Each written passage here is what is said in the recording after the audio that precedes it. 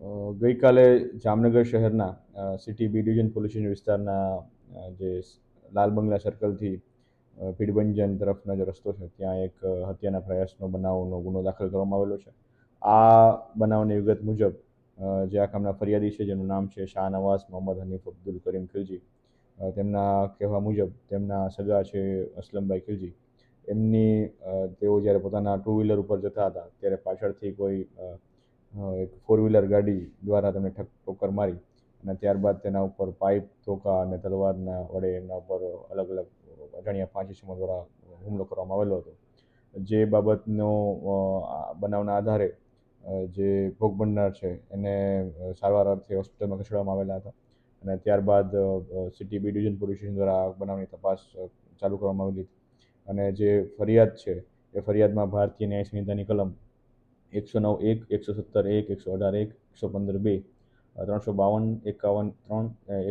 51(3), 61(2), 189(1), 190 તથા જીપી એક્ટની કલમ 135 મુજબનો ગુનો દાખલ કરવામાં આવેલો છે.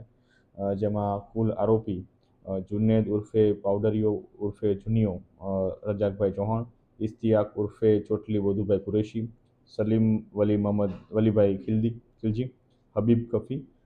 સમીર ઉર્ફે ચોર શકીલ ચૌહાણ અને અલ્તાફ કફી, આ અલગ અલગ 6 આરોપીઓ વિરુદ્ધ જે ફરિયાદી છે એમના દ્વારા પ્રાથમિક રીતે જે એફઆઈઆર આપવામાં આવેલી છે એમાં આટલી વિગત સામે આવેલી છે. જે આરોપી જે છે જુનેદ ઉર્ફે પાવડરિયો, તેના વિરુદ્ધ અલગ અલગ પોલીસ સ્ટેશનમાં આશરે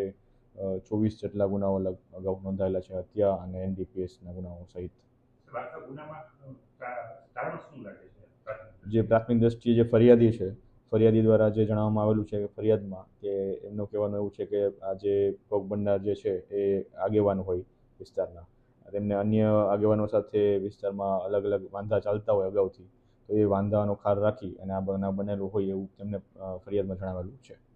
સમગ્ર વિસ્તારમાં પોલીસ દ્વારા જે પેટ્રોલિંગ કરવામાં આવ્યું હતું, જે આ બનાવના અનુસંધાને જે ભોગ બનનાર અને જે આરોપીઓ છે તમામ લોકો એક જ વિસ્તારમાં પટનીવાડ જે સિટી એ ડિવિઝન પોલીસ સ્ટેશનનો વિસ્તાર છે ત્યાં રહેતા હોય, તો જેથી આ બનાવને અનુલક્ષીને કોઈ અન્ય બીજો અનિચ્છનીય બનાવ ન બને અને વિસ્તારમાં કાયદોની વ્યવસ્થા જળવાઈ રહે તેના અનુસંધાને સિટી એ ડિવિઝન પોલીસ સ્ટેશન દ્વારા બંદોબસ્ત ચડાવવામાં આવેલું છે. ના, તમામને હાલ જે હસ્તગત કરવાની કાર્યવાહી ચાલુ છે.